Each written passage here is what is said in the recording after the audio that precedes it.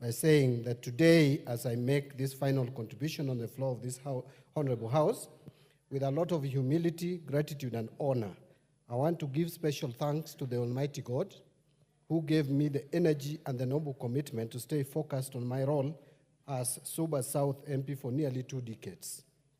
Like all members who have spoken in this House, these wonderful debates approving our nominations, it's going to be a great wrench to leave the House. But as the book of Ecclesiastes 3:1-8 says, for everything there is a season and a time for every matter under heaven. Today comes that day to say goodbye to the Legislative Assembly. Amen. Honorable Speaker, as you are all aware, 2 weeks ago, His Excellency the President, Dr. William Samoei Ruto, nominated me as the Cabinet Secretary for National Treasury and Economic Planning, an appointment which I heartily accepted.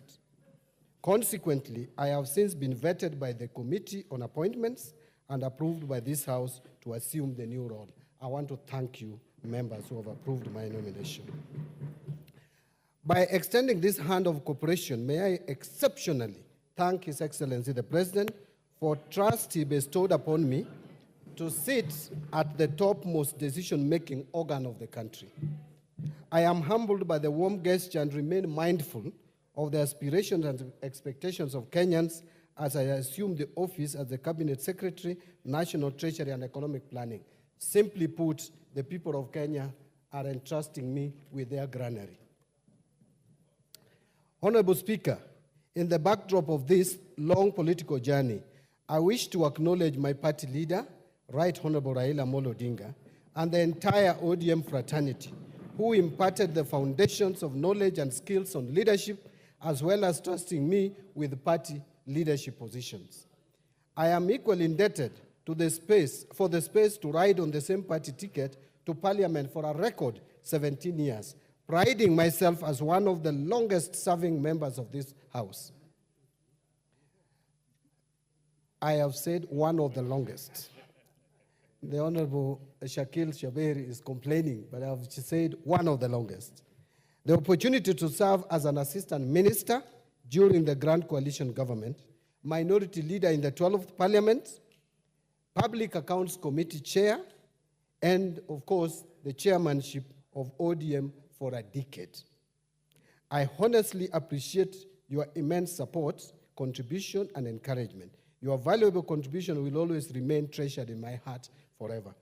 Honorable Speaker, on social aspect or social dimension of this undertaking have been answered to my family, beginning with my late parents for their blessings that I carry with me today to greatness. To my beloved wife, Rhoda Mbadi, and my children, I am forever indebted to you for being my sounding board, always encouraging and pushing me to excel and be the best father and husband. Your full-time prayers, guidance, wisdom, and knowledge in the entire political journey gave me the zeal to proceed even during my lowest moments, and there were many. To my brothers, and that is where I'm going to end my family issues, may God bless you for your relentless efforts to support my academic journey and upbringing, always stepping in for our parents. Exceptional appreciation will go to two of my brothers, Stephen Ogola and Maurice Ogalo. If not for you, I would have dropped out of school. My brother, Stephen Ogola, I will never forget how you braved the harsh, cold weather of Kericho tea plantations, denying yourself the basics to get me school fees from your meager savings. I salute you. How I wish our late parents were alive to witness this historic moment. They have always wanted the best for us. May God keep their soul in eternal peace. And to the people of Suba South, I am deeply conscious of the fact that the thrust of dynamic debates and my parliamentary standing on the relevant issues was planted in me at a time of curious and unrelenting search for leadership position by you, my constituents, for 3 terms. I am grateful for the opportunity to serve you as your member of parliament for 15 years. Thank you for your support, organic love, and for ensuring that I won with increased majorities over the years. Honorable Speaker, as a community, we did exceedingly well, utilizing NGCDF to ensure that our children continue to access quality education by strategically renovating and expanding our educational infrastructure, and bursaries to cope with the number of students enrolling in schools. We leverage the participation of our people in meaningful development to transform lives through bigger, broader, better managed, and well-resourced constituency projects. We enhance participatory approaches within the constituency and ensuring judicial use of public resources and many more. Thank you once again for the opportunity to be your member of parliament. And now to my fellow Kenyans. I am overwhelmed by the messages of goodwill you sent before, during, and after my vetting. My heart is elated with the heartwarming compliments and well wishes I have received so far. This demonstrates the level of confidence and hope Kenyans have in me. And dear colleagues, now I come to members of the National Assembly. Dear colleagues, I have never shied from playing my role as a member of this House.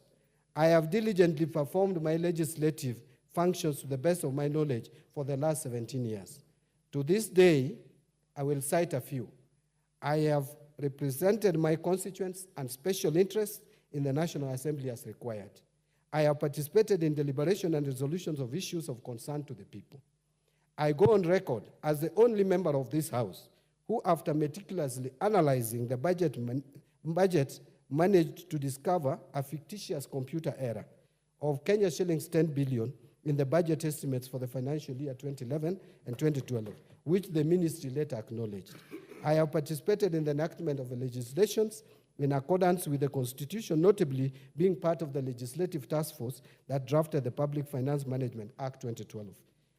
As a member of the Constitutional Implementation Oversight Committee, I actively participated in the actualization of the Constitution of Kenya 2010, especially the enactment of legislations envisaged in the 5th schedule of the Constitution. Mr. Speaker, you'll remember you were with me in the 10th Parliament. Being in CIOC was very lucrative in the sense that people really respected you.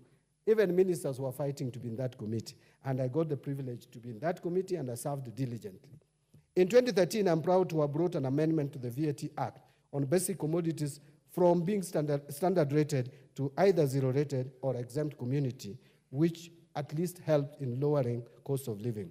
I have diligently participated in appropriation of funds, as you all know, but I have outstandingly played my role in oversighting national government expenditures. I've also participated in the development of policies of national importance, just to mention but a few. I take over as Cabinet Secretary, Mr. Speaker, for the National Treasury and Economic Planning. I am acutely aware that we are at the center of a storm, a tax storm, a debt storm, and an economic storm. Nonetheless, we must forge forward. Honorable Speaker, I am aware of the very important relationship between the Cabinet Secretary and the National Treasury and this House. I cannot achieve any mandate without the support of the National Parliament as a whole. And therefore, from the onset, I want to plead for the support of this House in the work we are going to do. Honorable Speaker, I am also aware that the Finance Bill 2024 was very controversial. I'm also cognizant to the fact that the bill had some positive pro-mwananchi provisions. I propose to salvage these proposals. Firstly, I am aware that the bill contained provisions to make the housing levy and post-retirement medical contributions deductible. This would have elevated the pain on the pay slips of salaried employees. Secondly, the finance bill proposed to restore the provision on relief because of doubt or difficulty in recovery of tax.